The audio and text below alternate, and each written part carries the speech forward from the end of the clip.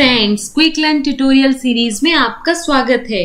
इस वीडियो में मैं आपको हिंदी में एक्सप्लेन करूंगी class D commutation of SCR, उसका सर्किट डायग्राम, वर्किंग और वेव फॉर्म।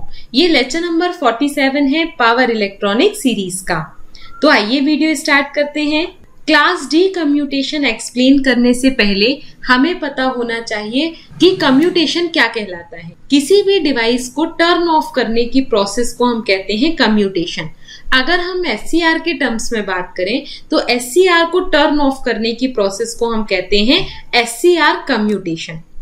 अगर ये कम्यूटेशन यानी एससीआर का टर्न ऑफ हम किसी एक्सटर्नल सर्किट की हेल्प से कर रहे हैं तो उसको हम कहेंगे force commutation.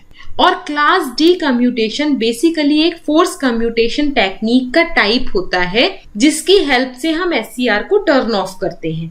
Class D commutation को हम वोल्टेज कम्यूटेशन भी कहते हैं, क्योंकि यहाँ पे देखिए ये सर्किट डायग्राम है क्लास डी कम्यूटेशन का। क्लास डी कम्यूटेशन में हम एससीआर को रिवर्स बायस वोल्टेज अप्लाई करके टर्न ऑफ करते हैं, इसीलिए इसको हम वोल्टेज कम्यूटेशन भी कहते हैं। क्लास डी कम्यूटेशन को हम ऑक्सिलरी कम्यूटेशन भी कहते हैं, क्योंकि क्लास डी कम्यूटेशन के सर्किट में हम ऑक्सिलरी थायरिस्टर का यूज करते हैं जिसकी हेल्प से हम अपने मेन थायरिस्टर को टर्न ऑफ करते हैं, इसीलिए इसको हम ऑक्सिलरी कम्यूटेशन भी कहते हैं।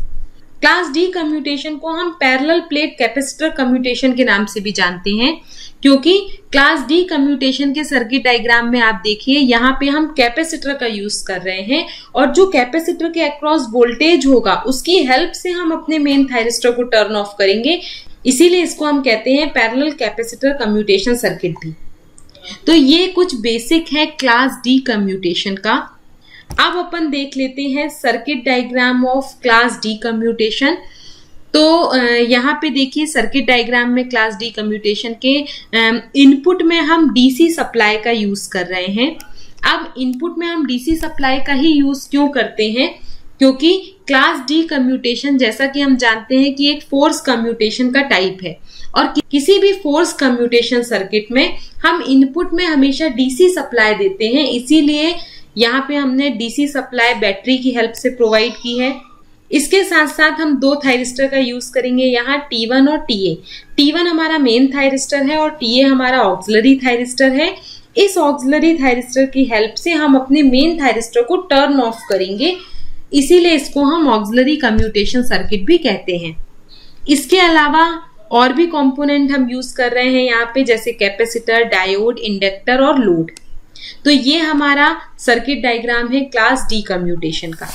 अब इसका ऑपरेशन समझने के लिए हम दो एजम्पशन लेकर चलेंगे यहाँ पे। पहला एजम्पशन है हमारा लोड करंट इज कांस्टेंट, यानी इस सर्किट का जो लोड करंट होगा, आउटपुट के अक्रॉस करंट होगा, वो हमें कांस्टेंट मिलेगा।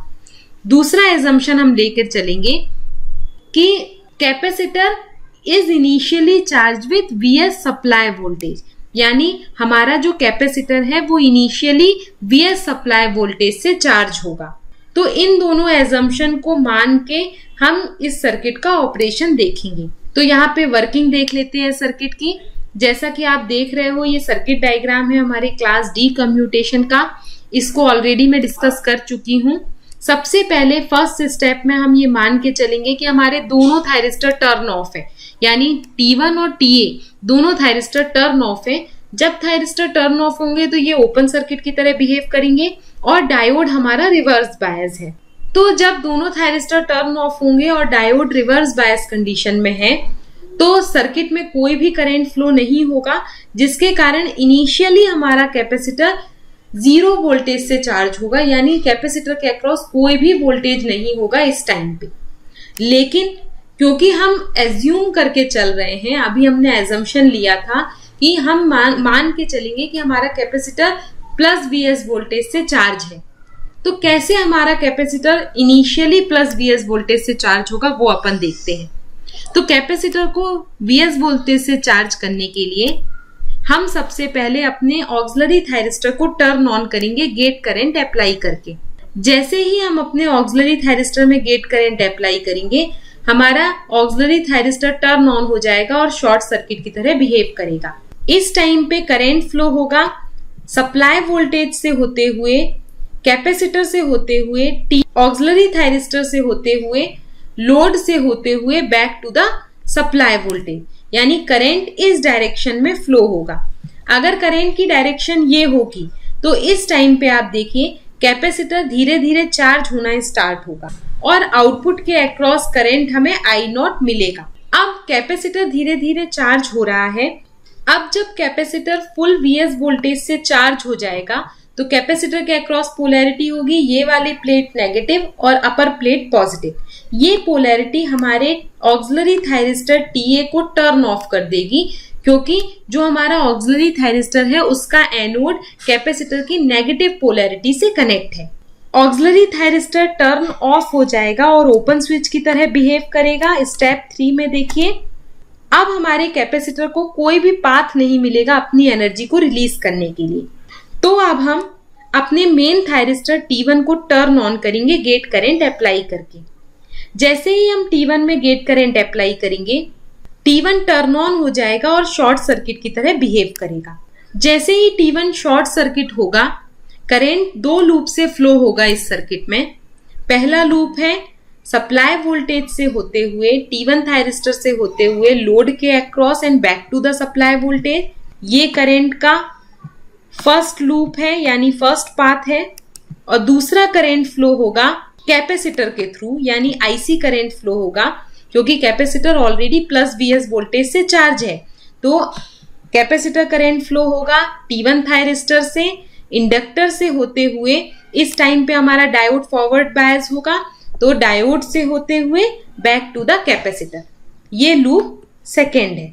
अब यहाँ पे देखिए, जैसे ही हमारा T1 थायरिस्टर टर्न ऑन होगा और शॉर्ट सर्किट की तरह बिहेव करेगा, हमारे जो इंडक्टर और कैपेसिटर हैं वो सीरीज में कनेक्ट हो जाएंगे और LC सीरीज सर्किट फॉर्म करेंगे। ये LC सीरीज सर्किट एक रिजोनेंट सर्किट की तरह बिहेव करेगा और रिजोनेंट सर्किट का जो रिस्पॉन्स होता है वो हमें मालूम है, वो इस टाइप से होता है। पॉजिटिव हाफ साइकिल मिलेगी, फिर आपको नेगेटिव हाफ साइकिल मिलेगी, फिर पॉजिटिव मिलेगी, फिर नेगेटिव मिलेगी। ये ऑसिलेशन प्रोड्यूस करेगा, ये LC ऑसिलेशन सर्किट। यानी जो पॉजिटिव हाफ साइकिल होगी हमारे करंट की, कैपेसिटर करंट की, उसमें हमारा डायोड फॉरवर्ड बायस होगा और करंट इस डायरेक्शन में फ्लो होगा लूप 2 से। और जब करंट लूप 2 से फ्लो होगा उस टाइम पे इंडक्टर एनर्जी स्टोर करेगा, यानी कैपेसिटर धीरे धीरे एनर्जी रिलीज करेगा और इंडक्टर एनर्जी स्टोर करेगा। और जब इंडक्टर एनर्जी स्टोर करेगा उस टाइम पे इंडक्टर की पोलैरिटी होगी राइट साइड वाला टर्मिनल पॉजिटिव और लेफ्ट वाला टर्मिनल नेगेटिव। अब जैसे जैसे कैपेसिटर अपनी एनर्जी रिलीज करता जाएगा, इंडक्टर एनर्जी स्टोर करता जाएगा और उस पॉइंट पे जब इंडक्टर फुल्ली चार्ज हो जाएगा तो कैपेसिटर के अक्रॉस वोल्टेज 0 हो जाएगा। और कैपेसिटर के अक्रॉस वोल्टेज 0 होने के बाद, इंडक्टर फुल चार्ज होने के बाद, अब इंडक्टर अपनी एनर्जी रिलीज करेगा। और हमें मालूम है कि जब इंडक्टर अपनी एनर्जी रिलीज करता है तो इंडक्टर अपनी पोलैरिटी चेंज कर लेता है। अब इंडक्टर की पोलैरिटी होगी ये वाला टर्मिनल पॉजिटिव और ये वाला टर्मिनल नेगेटिव। अब इंडक्टर अपनी पूरी एनर्जी कैपेसिटर को डिलीवर कर देगा, यानी इंडक्टर से जो भी करंट फ्लो होगा वो कैपेसिटर को फिर से चार्ज करेगा और अब कैपेसिटर -Vs वोल्टेज से चार्ज हो जाएगा और कैपेसिटर के अक्रॉस पोलैरिटी होगी लोअर प्लेट पॉजिटिव और अपर प्लेट नेगेटिव। यानी इस पूरी प्रोसेस में कैपेसिटर पहले +Vs वोल्टेज से चार्ज था, उसके बाद कैपेसिटर -Vs वोल्टेज से चार्ज हो जाएगा। और जो नेगेटिव हाफ साइकिल आएगी इस LC सर्किट की, उसमें हमारा डायोड रिवर्स बायस होगा, इसीलिए नेगेटिव हाफ साइकिल में कोई भी करंट फ्लो नहीं होगा लूप 2 से। अब जब कैपेसिटर -Vs वोल्टेज से कंप्लीट चार्ज हो जाएगा और कैपेसिटर की पोलैरिटी ये होगी, तो ये पोलैरिटी हमारे T1 थायरिस्टर को टर्न ऑफ कर देगी। ये देखिए T1 थायरिस्टर टर्न ऑफ हो जाएगा जैसे ही कैपेसिटर -Vs वोल्टेज से चार्ज होगा, क्योंकि इस टाइम पे T1 का एनोड हमारे कैपेसिटर के नेगेटिव टर्मिनल से कनेक्ट होगा। तो T1 टर्न ऑफ हो जाएगा। हम TA थायरिस्टर को टर्न ऑन करने के लिए गेट करंट अप्लाई करेंगे। जैसे ही TA टर्न ऑन होगा शॉर्ट सर्किट की तरह बिहेव करेगा, करंट फिर से इस डायरेक्शन में फ्लो होगा, कैपेसिटर से होते हुए, TA थायरिस्टर से होते हुए, लोड से होते हुए back to the supply voltage. फिर करंट इस डायरेक्शन में फ्लो होगा, कैपेसिटर फिर से -Vs से +Vs वोल्टेज में चार्ज हो जाएगा। यानी हम अपनी फिर से स्टेप 5 के बाद स्टेप 1 में यानी अपनी इनिशियल कंडीशन में वापस आ जाएंगे और फिर हमारा कैपेसिटर -Vs से +Vs वोल्टेज में चार्ज होगा। तो इस तरीके से ये कंप्लीट वर्किंग है हमारे क्लास डी कम्यूटेशन की। अब इस वर्किंग को अपन वेवफॉर्म की हेल्प से समझ लेते हैं। तो ये देखिए, ये सर्किट डायग्राम है क्लास डी कम्यूटेशन का। इस सर्किट डायग्राम के इनपुट में हम डीसी सप्लाई वोल्टेज देंगे Vs बैटरी की हेल्प से। अब इनपुट में हम डीसी सप्लाई का ही यूज क्यों करेंगे? क्योंकि हमें मालूम है कि क्लास डी कम्यूटेशन एक फोर्स कम्यूटेशन का टाइप होता है और फोर्स कम्यूटेशन के इनपुट में हम डीसी सप्लाई देते हैं, इसीलिए यहाँ पे हमने डीसी सप्लाई का यूज किया है इनपुट साइड में। इसके साथ हम दो थायरिस्टर का यूज करेंगे, T1 और TA। T1 हमारा मेन थायरिस्टर है और TA हमारा ऑक्सिलरी थायरिस्टर है। इनके अलावा और भी कंपोनेंट हम यूज करेंगे जैसे कैपेसिटर, डायोड, इंडक्टर और लोड। अब यहाँ पे हमें इसकी वर्किंग को समझना है, तो इसके लिए सबसे पहले हम एज्यूम करके चलेंगे दो एजम्पशन। पहला एजम्पशन हम लेके चलेंगे कि लोड करंट इज कांस्टेंट, यानी हमें लोड के अक्रॉस जो आउटपुट करंट मिलेगा I0 वो हमेशा कांस्टेंट मिलेगा। और दूसरा एजम्पशन हम ये मान के चलेंगे कि capacitor is initially charged with Vs voltage.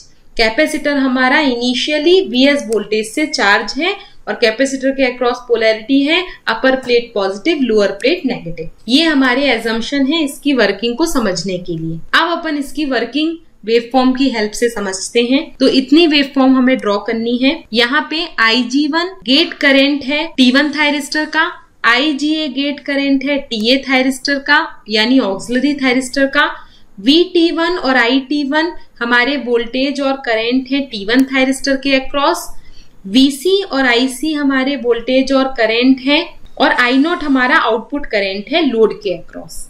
तो इतनी वेवफॉर्म हमें ड्रॉ करनी है। तो सबसे पहले जैसा कि हमने एजम्पशन में लेके चला है कि कैपेसिटर हमारा Vs वोल्टेज से चार्ज है, सबसे पहले हम अपने T1 थायरिस्टर को टर्न ऑन करेंगे गेट करंट अप्लाई करके। तो यहाँ पे देखिए T = 0 पे हम T1 थायरिस्टर को टर्न ऑन करने के लिए गेट करंट अप्लाई कर रहे हैं। जैसे ही आप T1 थायरिस्टर को टर्न ऑन करने के लिए गेट करंट अप्लाई करोगे, T1 टर्न ऑन हो जाएगा और शॉर्ट सर्किट की तरह बिहेव करेगा। T1 टर्न ऑन होगा तो इस सर्किट में दो लूप से करंट फ्लो होगा। पहला लूप होगा हमारा सप्लाई वोल्टेज से होते हुए T1 थायरिस्टर से होते हुए लोड के across and back to the supply voltage, यानी पहले करंट की डायरेक्शन फर्स्ट लूप ये होगा। और दूसरा करंट फ्लो होगा कैपेसिटर से होते हुए T1 थायरिस्टर से होते हुए इंडक्टर से होते हुए डायोड हमारा फॉरवर्ड बायस होगा, तो डायोड से होते हुए बैक टू द कैपेसिटर। ये लूप 2 है। अब यहाँ पे देखिए, जब हमारा T1 थायरिस्टर टर्न ऑन है, शॉर्ट सर्किट की तरह बिहेव कर रहा है, तो इस सर्किट में हमारा कैपेसिटर और इंडक्टर एक LC सीरीज सर्किट फॉर्म कर रहे हैं जो एक रेजोनेंट सर्किट की तरह बिहेव करेगा। और रेजोनेंट सर्किट के पॉजिटिव हाफ साइकिल में, यानी रेजोनेंट का आउटपुट हमें ये मिलता है, तो रेजोनेंट के पॉजिटिव हाफ साइकिल में हमारा डायोड कंडक्ट करेगा, फॉरवर्ड बायस होगा, जिसके कारण करंट इस डायरेक्शन में लूप 2 से फ्लो करेगी। तो जब करंट इस डायरेक्शन में फ्लो कर रही है तो हमारा इंडक्टर चार्ज होगा और इंडक्टर के अक्रॉस पोलैरिटी होगी लेफ्ट प्लेट नेगेटिव और राइट प्लेट पॉजिटिव। जैसे जैसे हमारा कैपेसिटर डिस्चार्ज होता जाएगा, यहाँ पे इंडक्टर चार्ज होता जाएगा। जैसे ही कैपेसिटर के अक्रॉस वोल्टेज 0 हो जाएगा, इंडक्टर फुल चार्ज हो जाएगा। अब इंडक्टर फुल चार्ज होने के बाद डिस्चार्ज होगा और इंडक्टर जब डिस्चार्ज होता है तो वो अपनी पोलैरिटी चेंज कर लेता है, यानी इस टाइम पे इंडक्टर अपनी पोलैरिटी चेंज करेगा और अब ये पोलैरिटी हो जाएगी इंडक्टर के अक्रॉस और करंट फ्लो होगा डायोड से होते हुए कैपेसिटर और इंडक्टर अपनी पूरी एनर्जी कैपेसिटर को डिलीवर कर देगा। इस टाइम पे कैपेसिटर -Vs वोल्टेज से चार्ज हो जाएगा और कैपेसिटर की पोलैरिटी होगी अपर प्लेट नेगेटिव और लोअर प्लेट पॉजिटिव। तो सबसे पहले यहाँ पे वेव फॉर्म में देखिए, हमने t = 0 पे T1 को टर्न ऑन किया गेट पल्स अप्लाई करके। जैसे ही हम T1 को टर्न ऑन करेंगे, T1 थायरिस्टर टर्न ऑन हो जाएगा, शॉर्ट सर्किट की तरह बिहेव करेगा। तो इसके अक्रॉस हम वोल्टेज और करंट की वेवफॉर्म ड्रॉ कर लें सबसे पहले। तो जब थायरिस्टर हमारा टर्न ऑन है तो उसके अक्रॉस हमें कोई भी वोल्टेज ड्रॉप नहीं मिलेगा, तो यहाँ पे वोल्टेज ड्रॉप 0 हो गया। अब T1 थायरिस्टर के अक्रॉस करंट की वेवफॉर्म हम ड्रॉ कर लें। तो उसके लिए यहाँ पे देखिए, जब T1 टर्न ऑन होगा उस टाइम पे हमारे कैपेसिटर और इंडक्टर एक LC सीरीज सर्किट फॉर्म करेंगे। ये सर्किट हमारे रिजोनेंट सर्किट की तरह बिहेव करेगा, यानी हमें एक साइनोसॉइडल करंट की वेवफॉर्म मिलेगी आउटपुट में। यहाँ पे देखिए, जब T1 टर्न ऑन है उस टाइम पे 2 करंट फ्लो हो रहे हैं T1 से। पहला करंट है IC कैपेसिटर से और दूसरा करंट है ये सप्लाई करंट। तो दोनों का सम हमें मिलेगा IT1 करंट के इक्वल। तो मान लीजिए अगर हमारा I0 ये लूप करंट है प्लस IC करंट, दोनों फ्लो होंगे, और क्योंकि यहाँ पे इंडक्टर लगा हुआ है इसीलिए हमको साइनोसॉइडल वेवफॉर्म मिलेगी पॉजिटिव हाफ में। और जैसे ही इस सर्किट की ये नेगेटिव हाफ साइकिल आएगी LC सर्किट, हमारा डायोड रिवर्स बायस हो जाएगा और कोई भी करंट फ्लो नहीं होगा लूप 2 से। उस टाइम पे केवल लूप 1 से करंट फ्लो होगा, और लूप 1 से कितना करंट फ्लो होगा, I0 के बराबर। तो यहाँ पे देखिए, यहाँ पे पॉजिटिव हाफ साइकिल खत्म हो गई। जैसे ही हमारे इस रिजोनेंट सर्किट की नेगेटिव हाफ साइकिल आई तो लूप 2 का करंट 0 हो गया। अब यहाँ पे करंट फ्लो हो रहा है केवल लूप 1 से, तो IT1 करंट I0 के इक्वल हो जाएगा। अब अपन कैपेसिटर की वोल्टेज और करंट की वेवफॉर्म ड्रॉ कर लेते हैं। तो यहाँ पे हम देख रहे हैं कि जो कैपेसिटर की करंट की वेवफॉर्म पहले अपन ड्रॉ करते हैं IC। तो कैपेसिटर से करंट फ्लो हो रही है T1 थायरिस्टर से होते हुए, इंडक्टर से होते हुए, यानी ये एक LC सर्किट है। LC सर्किट की वेवफॉर्म हमारी कैसी आती है, साइनोसॉइडल आती है। तो यही वेवफॉर्म पॉजिटिव डायरेक्शन में हमें ये मिल जाएगी, और इसका मैग्नीट्यूड होगा I0 यानी लूप करंट पॉजिटिव हाफ में। और नेगेटिव हाफ में, क्योंकि ये LC रिजोनेंट सर्किट है, तो ये नेगेटिव हाफ में हमारा डायोड रिवर्स बायस हो जाएगा और कोई भी करंट फ्लो नहीं होगा, तो ये हमारा करंट 0 हो जाएगा। अब अपन कैपेसिटर वोल्टेज की वेवफॉर्म ड्रॉ कर लें। तो इनिशियली हम मान के चल रहे थे कि कैपेसिटर हमारा VS वोल्टेज से चार्ज है, तो यहाँ कैपेसिटर पहले ही VS वोल्टेज से चार्ज था। अब जैसे ही थायरिस्टर T1 टर्न ऑन हुआ, करंट इस डायरेक्शन में फ्लो हुई, तो हमने देखा कि कैपेसिटर प्लस VS से माइनस VS वोल्टेज से चार्ज हो गया इंडक्टर के कारण। तो यहाँ देखिए, कैपेसिटर प्लस VS वोल्टेज से पहले से चार्ज था। फिर जैसे ही T1 टर्न ऑन हुआ, इंडक्टर ने एनर्जी स्टोर करी, स्टोर करने के बाद इंडक्टर ने एनर्जी रिलीज करी, जिसके कारण कैपेसिटर माइनस VS वोल्टेज से चार्ज हो गया, और इंडक्टर की पोलैरिटी हो गई लोअर प्लेट पॉजिटिव और अपर प्लेट नेगेटिव। तो यहाँ देखिए, कैपेसिटर प्लस VS से माइनस VS वोल्टेज से चार्ज हो गया पॉजिटिव हाफ साइड। और जैसे ही कैपेसिटर के अक्रॉस माइनस VS वोल्टेज हो गया, कैपेसिटर कुछ देर तक उसी वोल्टेज को होल्ड करके रखेगा। तो ये हमारे मोड 1 की वर्किंग है। इस टाइम पे आउटपुट करंट हमेशा हमें I0 कांस्टेंट ही मिलेगा। तो ये हमारी मोड 1 की वेवफॉर्म हो गई। इस टाइम पे इस LC सर्किट की जो हमारी रिजोनेंट फ्रीक्वेंसी होगी वो होगी 1/√LC। ये रिजोनेंट फ्रीक्वेंसी है हमारे LC सीरीज रिजोनेंट सर्किट की। और कैपेसिटर वोल्टेज जो हमने फाइंड किया है उसका मैग्नीट्यूड होगा Im sin ओमेगा t, और कैपेसिटर वोल्टेज होगा Vs cos omega naught t, और जो नॉट t है वो हमारी रिजोनेंट फ्रीक्वेंसी है इस LC सर्किट। अब अपन मोड सेकेंड देख लेते हैं, यानी T1 टाइम इंस्टेंट पे। T1 टाइम इंस्टेंट पे हमने देखा कि जो कैपेसिटर है वो हमारा माइनस VS वोल्टेज से चार्ज है। जब कैपेसिटर माइनस VS वोल्टेज से चार्ज हो जाएगा तो कैपेसिटर की ये पोलैरिटी हमारे T1 थायरिस्टर को टर्न ऑफ कर देगी, क्योंकि इस टाइम पे T1 का एनोड हमारे कैपेसिटर के नेगेटिव से कनेक्ट है और T1 थायरिस्टर टर्न ऑफ हो जाएगा और ये एक ओपन स्विच की तरह बिहेव करेगा। तो इस टाइम पे देखिए, T1 टाइम इंस्टेंट में T1 टर्न ऑफ हो गया। अब हम TA को टर्न ऑन करने के लिए गेट ट्रिगरिंग पल्स अप्लाई करेंगे। तो जैसे ही TA को टर्न ऑन करने के लिए हम यहाँ से गेट करंट अप्लाई करेंगे, TA हमारा टर्न ऑन हो जाएगा और शॉर्ट सर्किट की तरह बिहेव करेगा। तो TA यहाँ पे टर्न ऑन हो गया, हमने गेट करंट अप्लाई किया, TA शॉर्ट सर्किट की तरह बिहेव करेगा।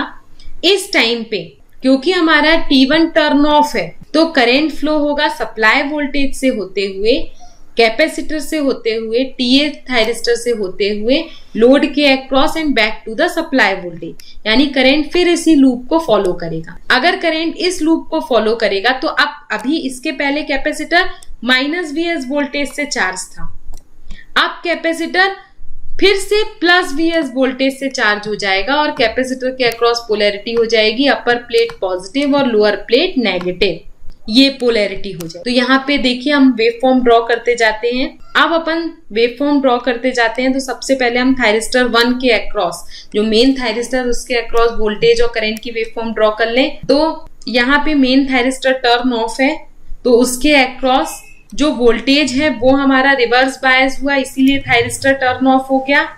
तो यहाँ पे देखिए इस पॉइंट पे T1 टाइम ड्यूरेशन पे हमारे T1 थायरिस्टर के अक्रॉस वोल्टेज -Vs है। -Vs क्यों है? क्योंकि कैपेसिटर -Vs पोलैरिटी से चार्ज था जिसने हमारे T1 को टर्न ऑफ किया, तो T1 के अक्रॉस वोल्टेज हो गया -Vs।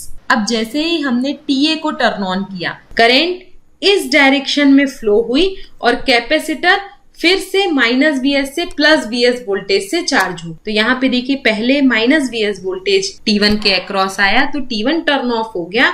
उसके बाद जैसे ही TA को टर्न ऑन किया तो T1 के अक्रॉस वोल्टेज -Vs से +Vs हो गया। अब करंट की वेवफॉर्म ड्रॉ कर लेते हैं IT1 के अक्रॉस। तो क्योंकि T1 थायरिस्टर टर्न ऑफ है तो उसके अक्रॉस करंट हमें 0 मिलेगा, तो ये 0 वेवफॉर्म ड्रॉ हो गई। अब अपन कैपेसिटर वोल्टेज और करंट की वेवफॉर्म ड्रॉ करते हैं। तो इस इंस्टेंट में देखिए कैपेसिटर के अक्रॉस वोल्टेज कितना है, T1 इंस्टेंट पे कैपेसिटर -Vs वोल्टेज से चार्ज था तो ये -Vs है। जैसे ही हमने TA को टर्न ऑन किया कैपेसिटर +Vs वोल्टेज से चार्ज हो गया क्योंकि करंट अब इस डायरेक्शन में फ्लो हुई, तो यहाँ पे कैपेसिटर -Vs वोल्टेज से +Vs वोल्टेज में चार्ज हो गया। अब कैपेसिटर करंट की वेवफॉर्म ड्रॉ कर लेते हैं। तो कैपेसिटर करंट हमें मिलेगा -I0।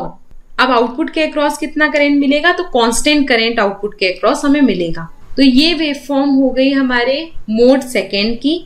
इसके बाद अब T2 टाइम इंस्टेंट पे जैसे ही हमारा कैपेसिटर फुल Vs वोल्टेज से चार्ज हो जाएगा, यहाँ पे देखिए कैपेसिटर फुल Vs वोल्टेज से T2 टाइम इंस्टेंट में चार्ज हो जाएगा।